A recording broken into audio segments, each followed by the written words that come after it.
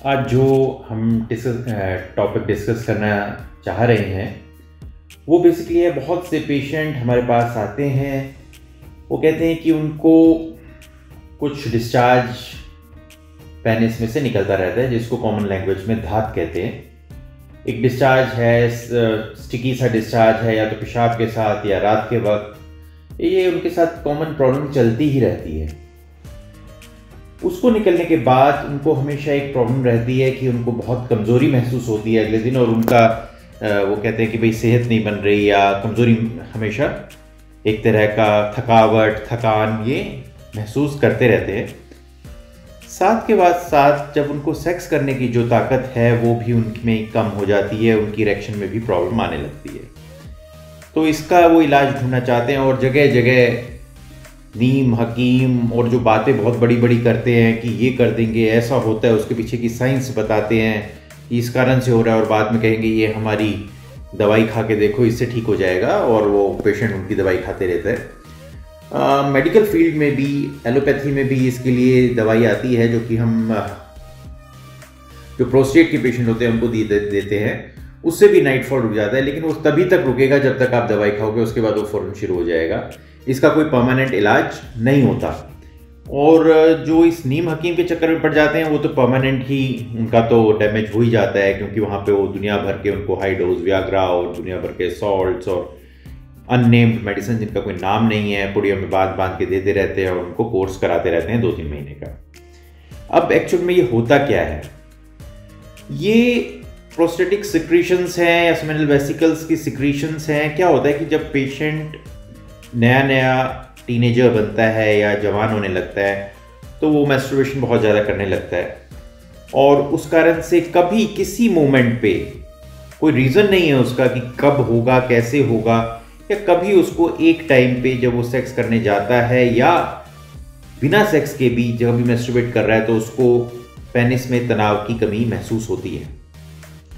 ऐसी सिचुएशन जब पेशेंट के साथ आती है तो वो अपने दोस्तों से या इंटरनेट पे, आजकल तो इंटरनेट अवेलेबल है, वहाँ पे जाके सजेशन देखता है, वीडियो देखता है, और वहाँ पे फिर उसको पता लग जाता है कि ये चीज़ नहीं करनी चाहिए, और इससे ये हो गया, तुम ये हो गया, अब तुम्हारी ज़िंदगी बर्बाद हो गई है, अब तुम कहीं के भी नहीं रहे हो, और इस तरह के दुनिया भर के वीडियोज़ देखता है पेशेंट, और उन लोगों के पास चला भी जाता है, क्योंकि उसको लगता है शायद यही अब मेरी जान बचा सकते हैं, मेरा अब तो पता नहीं क्या हो गया।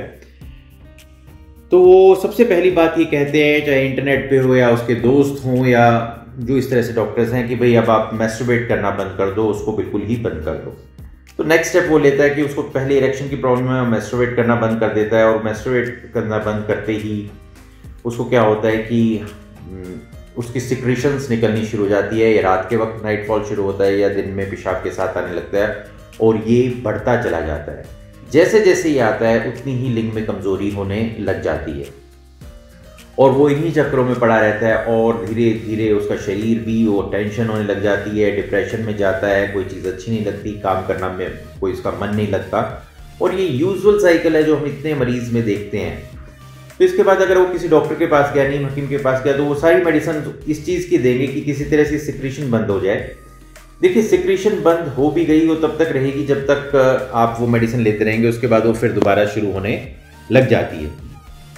और अगर हो भी गई बंद तो लिंग की कमजोरी खत्म नहीं होती, इसको, जो कि इरेक्टाइल डिसफंक्शन है। तो इसको अदर वे राउंड ट्रीट करना चाहिए, जो भी मेडिकल फील्ड में और जो भी ऐसे पेशेंट्स बहुत टाइम से डील कर रहे हैं उनको पता है कि अगर वो कोई भी मेडिसिन, ना एलोपैथी में ना ही जो ऑल्टरनेटिव मेडिसिन हैं, कोई भी मेडिसिन अवेलेबल नहीं है जो इस चीज़ को रोक दे, और अगर रुकती भी है तो तभी तक रुकती है जब तक आप उस मेडिसिन को लेते हो, उसके बाद वो फिर शुरू होने लग जाती है। तो उसके लिए क्या ट्रीटमेंट है? उसके लिए ट्रीटमेंट ये है कि आप इरेक्टाइल डिसफंक्शन को ट्रीट करें, चाहे वो आप पी-शॉट से ठीक करें, चाहे मेडिसिन से ठीक करें, चाहे आप टेस्टोस्टेरोन करके करें, जो भी है, और अगर किसी, चाहे शॉकवेव से ट्रीट करें या कोई भी मेडिकल तरीके से आप इरेक्टाइल डिसफंक्शन को ट्रीट करें। अब इरेक्टाइल डिसफंक्शन अगर ट्रीट हो जाता है और पेशेंट सेक्स करने लगता है, हमें मान रहे हैं कि वो सेक्स करने के लिए ठीक करा रहा है, तो रेगुलरली सेक्स करेगा तो वो सेक्स करते वक्त ये सिक्रीशंस वीर्य के साथ निकल जाएगी, और थोड़े दिन में, और एक सेक्स की जो तड़प है वो भी कम हो जाएगी, और थोड़े दिन में ये सिक्रेशंस आना बंद हो जाएगी। अगर जिनके बहुत ज़्यादा severe degree of erectile dysfunction है या जिनको कोई फ़ायदा ही नहीं होता मेडिसिन से, पी शॉर्ट से, वो इम्प्लांट करा लेते हैं, तो वो भी इम्प्लांट कराने के बाद सेक्स करने लगेंगे तो ये सिक्रेशंस वीर्य के साथ निकलनी शुरू हो जाएगी और धीरे धीरे ये सिक्रेशंस बिल्कुल बंद हो जाएगी। तो अदर वे राउंड है, आपको ईडी को ट्रीट करना है रादर देन आप इन सिक्रेशंस को या धात को या नाइटफॉल को ट्रीट करें। इसको ट्रीट करने के लिए मैंने बताया कि हम आमतौर पर पी शॉट बड़ा प्रेफर करते हैं और बोटॉक्स भी दे देते हैं। बोटॉक्स भी इसमें नाइटफॉल में मदद करता है 6 मंथ्स तक, फिर उसके बाद आपको रिपीट करना पड़ता है। और मीनवाइल अगर आपका ईडी ठीक हो जाए तो ये अपने आप धीरे धीरे ठीक हो जाती है। तो बेसिकली इसमें ये एक तरह का सिम्टम है इरेक्टाइल डिसफंक्शन का, जिसमें आपको ईडी को ठीक करना है, क्योंकि ऐसा कोई पेशेंट नहीं जिसका नाइटफॉल होता और उसका इरेक्टाइल डिसफंक्शन ना हो, यानी लिंग में कमजोरी ना हो। वो तो होगी, ये उसका एक सिम्टम है।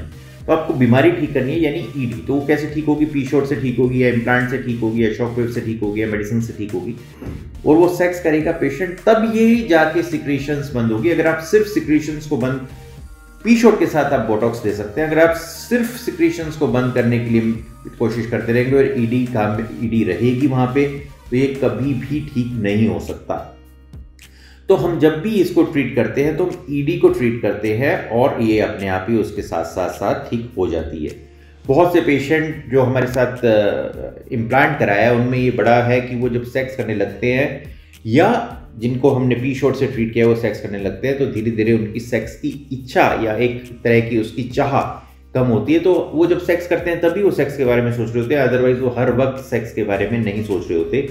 जिन लोगों में ये प्रॉब्लम होती है वो हर वक्त सेक्स के बारे में सोचते रहते हैं, क्योंकि वो सेक्स कर नहीं पाते हैं, उनका इरेक्शन होता नहीं है, तो एक मन में दबी हुई इच्छा है।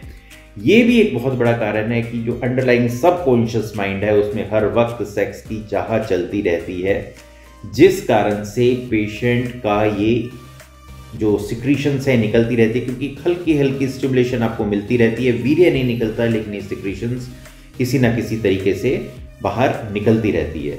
तो ये एक रीज़न है